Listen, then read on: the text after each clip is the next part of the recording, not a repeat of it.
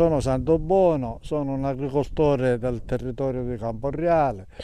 Da diversi anni cerchiamo di sensibilizzare il mondo del consumatore a consumare cibo salubre e in modo particolare cibo siciliano. È fondamentale consumare cibo vero, no cibo taroccato oppure cibo preconfezionato.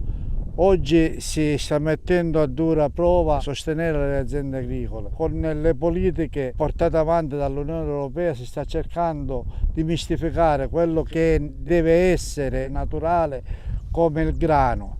Il grano, la farina, si fa soltanto dal grano duro, dal nostro grano prodotto dai nostri campi. Voglio sostenere la campagna Io compro siciliano. Non è possibile accettare la mistificazione che qualcuno vorrebbe imporre cercando di farci mangiare